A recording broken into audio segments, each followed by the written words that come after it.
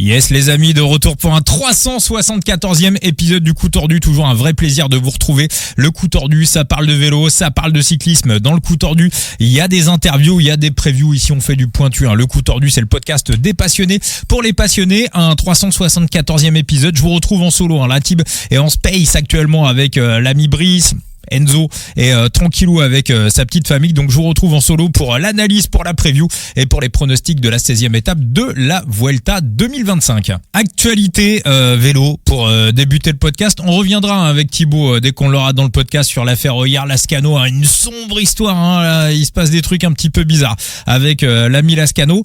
Moi je voulais vous parler de Romain Grégoire et je voulais vous parler du plan de la Groupama FDJ et des objectifs à moyen et à long terme et même à court terme de Marc Madiot. Donc vous avez vu Romain Grégoire qui a remporté brillamment le Tour de Grande-Bretagne face à quelques points tours quand même. Il y avait Oscar Onley, il y avait Remco Evenepoel.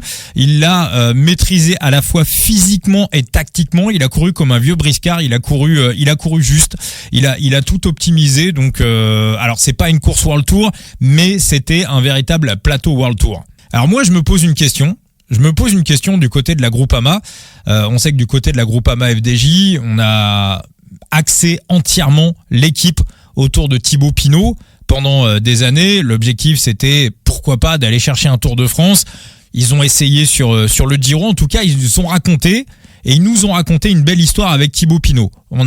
Thibaut Pinot a pas gagné le Tour de France, mais on a peut-être eu mieux encore avec Thibaut Pinot. On a eu des émotions. Rarement un coureur nous a fait passer autant d'émotions que Thibaut Pinot. La suite du projet, c'était un petit peu que David Gaudu prenne la relève de Thibaut Pinot. Je pense que c'est d'ailleurs peut-être un costume qui a été peut-être un petit peu grand à endosser pour David Gaudu. Gaudu, c'est Gaudu.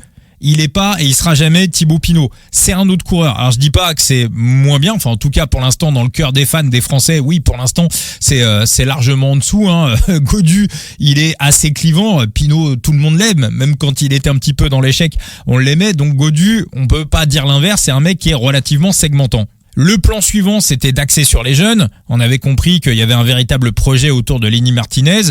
Ils se sont fait piquer Lenny Martinez par la Bahreïn qui est arrivé avec un gros chèque. Mais moi, je vois quand même un mec qui s'appelle Romain Grégoire qui se la raconte pas. Voilà, qui reste assez humble sur son vélo, qui a l'air pour un mec de 22 ans de se connaître très très bien, qui fait partie déjà des meilleurs punchers du monde. Alors pourquoi ? Alors c'est peut-être le projet de Marc Madiot. On sait qu'en plus du côté de la Groupama, on voit Marc Madiot qui se plaint beaucoup en ce moment du manque de moyens face aux moyens abyssaux des grosses équipes. Donc ça veut dire qu'il faut recentrer le projet et qu'il faut utiliser son argent à bon escient. Romain Grégoire, c'est probablement pas un mec qui va aller faire un podium en Grand Tour. En tout cas, pas tout de suite. Faudra peut-être attendre que ça se libère un peu ou pourquoi pas sur un one time. En tout cas, je pense que pour l'instant, il est un peu trop limité en haute montagne. En revanche, avoir un véritable projet autour de ce garçon, moi je pense qu'il peut complètement, alors peut-être pas tout assumer à lui tout seul, mais je pense qu'il peut totalement incarner cette équipe et moi je serais pas surpris que on nous le présente en 2026 comme suprême leader de la Groupama FDJ avec comme objectif de carrière aller décrocher des étapes sur les 3 grands tours. Pourquoi pas aller chercher une course World Tour d'une semaine ? On a vu cette année sur le Tour de Suisse qu'il en était pas très très loin. Il y a des courses World Tour d'une semaine qui sont accessibles à Romain Grégoire. Et pourquoi pas, dans sa carrière, comme objectif, aller chercher un monument et des classiques World Tour. Moi, je pense qu'il faut mettre les moyens et qu'il faut axer l'équipe autour de lui. Concrètement, qu'est-ce que ça change ? Alors attention, je vais peut-être être un peu dur, mais si on démarre un Liège-Bastogne-Liège ou une Amstel Gold Race avec Romain Grégoire dans l'équipe, on dit à Madouas ou à Gaudu, les gars, vous allez rouler pour lui. Ou alors, on va vous utiliser, on va dire comme 2e et comme 3e leader, un peu pour envoyer des leurs ou pour faire travailler les autres équipes. Mais, je pense que l'avenir à court et à moyen terme, je pense qu'ils ont une véritable pépite entre les mains. Et que faut peut-être réfléchir au fait que comme Pinot a incarné à sa manière la Groupama FDJ dans les années 2010. Peut-être que la suite, sur la fin de ces années 2020 et le début des années 2030, c'est d'essayer d'écrire une belle histoire avec ce garçon qui, pour moi, alors c'est pas un immense communicant, c'est pas un gars qui fait le kéké sur les réseaux sociaux. Je pense que c'est un immense professionnel. Et voilà. Qu'en tout cas, pour un sponsor, voilà, mettre ce mec-là en avant et dire regardez ce mec, il va peut-être pas gagner le Tour de France, mais il va gagner des courses et il va faire de belles choses. Donc je pense que voilà, en tout cas, il déçoit jamais. Il est toujours présent là où on l'attend. Et voilà. Après, je suis loin d'être Marc Madiot, hein, mais voilà, je vous donne mon avis, je vous donne mon ressenti. Ce qu'il a fait en tout cas sur le Tour de Grande-Bretagne, c'était véritablement très très propre. On bascule sur la 16e étape de la Vuelta.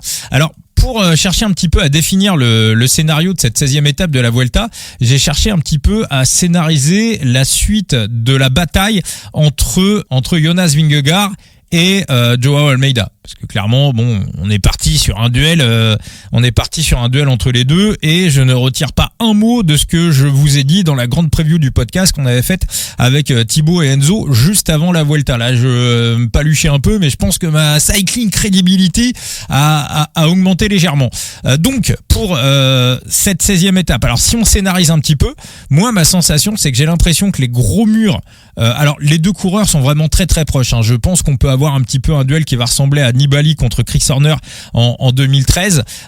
J'ai même l'impression que l'endroit où Jonas Vingegaard a fait le plus gros écart sur Joao Almeida, cette fameuse petite ascension qui payait pas de mine, c'était sur l'étape 9. J'ai envie de dire, c'était un petit peu de cette manière-là en 2013 où Chris Horner avait réussi à faire un petit peu des écarts sur Nibali. Bon, on l'avait laissé un petit peu partir. Là, Vingegaard, on l'a pas laissé partir, mais je pense simplement que sur cette ascension, rappelez-vous, déjà il met que 24 secondes, sans compter les bonifs, à Joao Almeida, mais Almeida était véritablement très très mal placé quand Jonas a porté son attaque, qui avait vent de face. On s'attendait plus tous à voir un petit groupe de 20-30 coureurs arriver, donc Jonas était légèrement plus fort ce jour-là, mais je pense aussi qu'il y a eu un effet de surprise et que les UAE à ce moment-là n'étaient pas encore véritablement en ordre de bataille derrière Joao Almeida. Ensuite, il s'est pas forcément bien entendu dans la poursuite avec Tom Pidcock, donc c'est en gros la moitié de l'avance de Jonas Vingegaard sur Joao Almeida, on la retrouve sur cette étape. Pour ce qui est de la suite, donc si on regarde depuis le début de la Vuelta, Vingegaard, il a plutôt fait des écarts sur Almeida, on va dire plutôt sur des ascensions pour puncher, plus que des ascensions véritablement pour pur grimpeur. Tout le monde s'attendait sur l'Angliru à lui voir mettre une addition à Joao Almeida. Almeida a été plus fort sur l'Angliru. En plus, Almeida a fait je sais pas combien de kilomètres en tête. Alors il n'y a pas vraiment de prise au vent sur l'Angliru, mais en tout cas sur col long, sur ascension longue, c'est vraiment particulier l'Angliru, mais Joao Almeida était au-dessus. Donc si je transpose, bizarrement, c'est un peu paradoxal, mais Vingegaard est meilleur sur le punch et Joao est meilleur sur les ascensions longues. Sur le contre-la-montre de Valladolid, on va être sur du plat, ça va se jouer surtout à la fraîcheur. On rappelle que sur le dernier Tour de France, chrono plat, Jonas Vingegaard s'était un peu croqué et Joao Almeida avait réussi à lui prendre 7 secondes. En plus, Almeida a pas été au bout du Tour de France, donc peut-être que la fraîcheur va jouer en faveur de Joao Almeida. Donc vous avez vu, le combat va véritablement être très serré, et contrairement aux déclarations de Martin Fernandez où il dit qu'ils vont essayer tous les jours et qu'ils vont faire un peu all-in un petit peu partout et tout le temps, moi j'y crois pas un quart de seconde, parce que on l'a vu depuis un petit moment du côté des UAE, quand on dit un truc il se passe le contraire, et je pense au contraire qu'on va véritablement calculer ses coups, on va être d'une précision chirurgicale, et d'un côté ou de l'autre on va essayer de frapper là où ça fait mal. Donc si je pars sur cette 16e étape de la Vuelta, qui est plutôt une étape pour puncher-grimpeur, elle serait plutôt pour moi avantage Jonas Vingegaard. Si on part sur l'étape de ce mercredi, donc le El Morederro, pour moi, du coup, on se retrouve plutôt sur un mur final qui pour moi est complètement taillé pour les qualités de Joao Almeida.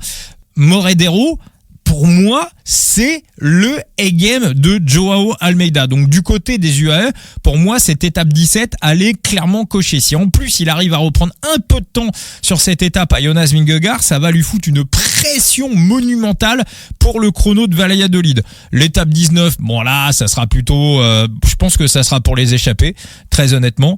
Et donc du coup, derrière, on se retrouve sur la Bola del Mundo où la Vuelta pourrait se jouer. Ça va jouer à la tête, ça va jouer à la tronche. Alors Est-ce que Almeida aura les nerfs suffisamment solides? Est-ce que dans sa tête, il va se projeter comme un champion pour aller chercher une première Vuelta? Ou est-ce que l'expérience de Jonas, justement, son expérience de double vainqueur du Tour de France, est-ce que ça va jouer pour lui? Le fait que Joao, pour la première fois de sa carrière, va se retrouver véritablement en mesure, ok, il a déjà fait 3e d'un Giro, mais là, il va véritablement se retrouver peut-être en mesure de jouer une victoire d'un grand tour sur la dernière étape. Donc là, va falloir avoir les nerfs solides, va falloir bien dormir, va falloir être hermétique à la pression de l'équipe. Est-ce que mentalement Joao est conditionné pour ça?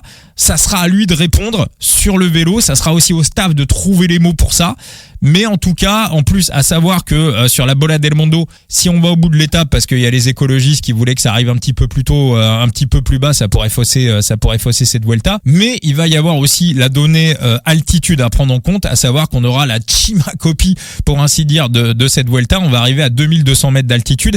Et ça, la haute altitude, c'est plutôt quelque chose qui, en principe, peut jouer pour Jonas Vingegaard. Mais enfin, voilà, il va se passer plein de choses d'ici là. Et encore une fois, si Joao se retrouve avec le maillot rouge avant cette dernière étape, ça risque, faudra vraiment que Vingegaard ait d'énormes ressources pour aller chercher la Vuelta. Donc je pense qu'on va avoir l'un des matchs les plus passionnants des grands tours de ces dernières années.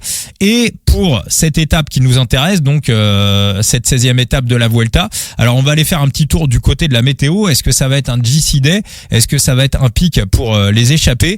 Moi je suis assez radical, et c'est un petit peu la vie contre-courant encore une fois, mais moi je pense qu'on va avoir un pic pour les échappés.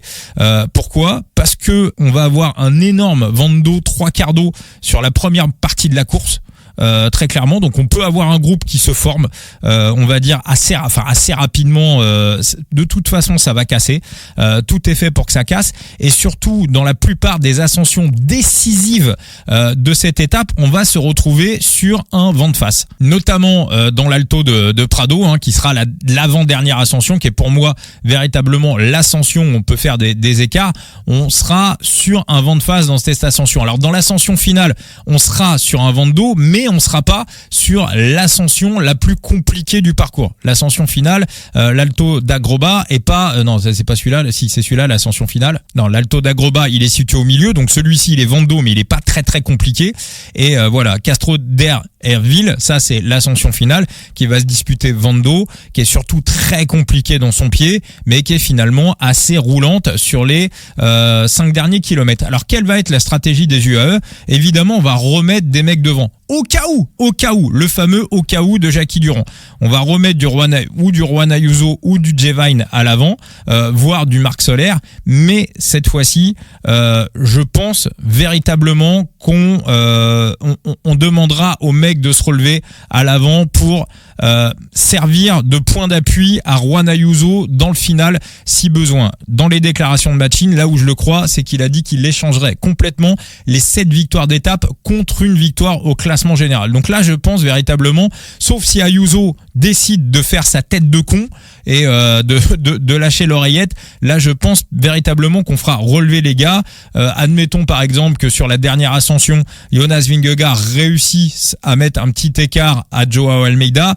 Je pense que sur les derniers kilomètres, il sera véritablement important pour Joao de récupérer un équipier. Donc une course à 2 étages, donc je pense qu'on peut mettre bizarrement des mecs à l'avant pour les UAE, mais en stratégie défensive. Et on peut aussi le tenter du côté de la Visma, à savoir par exemple avoir un Kempi à l'avant ou un Matteo Jorgensen pour essayer de récupérer Vingegaard s'il arrive à mettre un petit écart dans le Castro de Herville pour ensuite le récupérer et Vando ensuite pousser jusqu'à la ligne d'arrivée. Donc ça peut être un match dans le match, et on peut avoir un combat tactique dans cette dernière ascension qui, si au pied de l'ascension un des deux arrive à creuser sur l'autre, il pourrait véritablement faire des écarts en récupérant un équipier sur les 8 derniers kilomètres. Donc je pense que du côté des UAE, là vraiment pour le coup on va pas jouer au con à miser la victoire d'étape et uniquement la victoire d'étape, et on laissera partir quitte à mettre des coups de frein. Ça paraît bizarre, mais ce sont des choses qui se sont déjà vues par le passé, notamment Marc Soler qui avait pété les plombs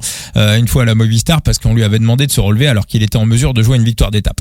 Donc, sur mon scénario échappé, moi je vais partir sur un nom et un seul. Je vais rappeler que jouer avec excès comporte des risques. Dans le lien de l'épisode, vous avez le numéro de téléphone de Joueur Info Service. Alors après, je peux me planter. Voilà, moi c'est la manière dont je vois les choses, dont je scénarise. Je vous explique encore une fois, je le dis pour les nouveaux, dans le coup tordu, on vous explique ce qu'on prend. Pour Thibaut et pour Enzo, c'est des pronos, c'est pas du pari sportif. Moi de mon côté, je vous donne des mises de bankroll. Je rappelle que jouer avec excès comporte des risques, que les jeux d'argent sont strictement interdits aux mineurs et que je n'incite absolument personne à faire des paris sportifs. D'ailleurs, sur la dernière étape où je n'avais pas pris de pic sur la 15e étape de la Vuelta qui a été remportée par Mats Pedersen, j'ai joué uniquement en fantasy et sur Side Limit, donc sur l'appli Side Limit, il y avait une épreuve pour la 15e étape. Je remporte la Ligue 1 face à, je sais plus, 7-8 adversaires. La Ligue 2, je sais plus combien il y avait d'adversaires, mais il y en avait quelques dizaines. Et une Ligue 3 face à peut-être 30 ou 40 coureurs. Donc Ligue 1, Ligue 2, Ligue 3. Donc même quand on parie pas, en jouant en fantasy et qu'on a la bonne analyse, on peut aussi monétiser et être récompensé de son savoir en jouant de manière totalement gratuite. Donc voilà, j'incite personne à jouer. Vous avez plein de jeux de fantasy. Et d'ailleurs, si jamais dans le futur, je vous en ai déjà parlé, mais si jamais dans le futur, on avait des IA qui se mettaient à côté parfaitement les courses et qu'il devenait complètement impossible de battre les bookmakers, je ne m'interdis pas de faire que du fantasy, que du side limit dans les années qui viennent. Pour l'instant, c'est pas le cas. On l'a encore vu par exemple sur la dernière étape du Tour de Grande-Bretagne. Moi, j'étais parti sur un sprint avec Mathieu Brinnan, c'est Olaf Koy. Alors, je vous avoue qu'Olaf Koy à 51, ça m'avait vraiment effleuré l'esprit.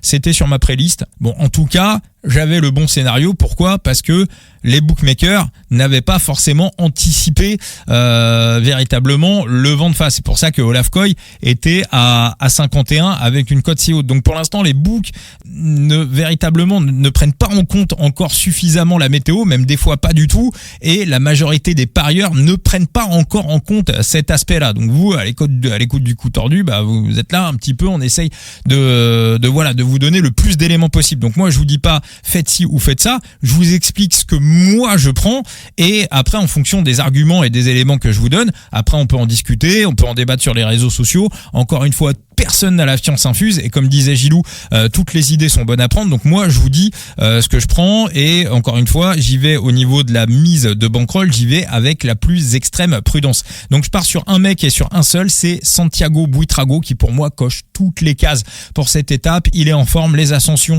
c'est parfaitement ces temps d'ascension. Après effectivement faudra qu'il réussisse à prendre l'échappée. Donc ça du côté de la Bahreïn on ne joue plus rien au classement général, donc un petit top 10 pour Thorstein Trahen, mais il va falloir vraiment axer l'équipe sur le fait de réussir à placer Santi dans l'échappée et après il fera le travail. Donc pour moi 19-25 très bon à prendre, 0,04% de bankroll. Donc qu'est-ce que ça veut dire ? Ça veut dire que sur une bankroll à 10 000 euros, c'est 4 euros. Ça veut dire que sur une bankroll à 5 000 euros, c'est 2 euros. Voilà, sur une bankroll à 2 500 euros, c'est 1 euro. Donc la victoire de Santi Buitrago à 19-25 et je couvrirai avec du top 3, la cote est à 5, ça sera 0,08% de bankroll. Donc 8 euros sur une bankroll à 10 000 euros, 4 euros sur une bankroll à 5 000 euros, 2,50 euros sur une bankroll, 2 euros même sur une bankroll à 2500 euros. Donc vous voyez, c'est très léger, c'est très safe par rapport, enfin très safe, il n'y a rien de safe dans les paris sportifs,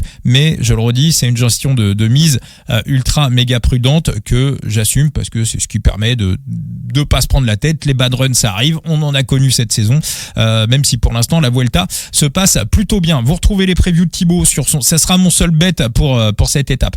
Thibaut, vous retrouvez ses previews sur le site Vélo Futé, vous retrouvez les previews d'Enzo également sur son site The Big Gear et tous les réseaux sociaux du coup tordu, bien évidemment. Vous vous abonnez, la chaîne YouTube, le compte TikTok.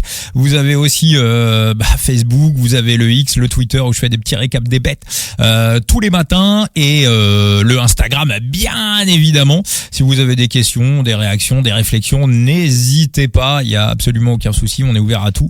Il y a aucun sujet sous le tapis et on se retrouvera demain, je vous le dis, pour l'analyse et pour la preview de la 17e étape. Ciao les amis.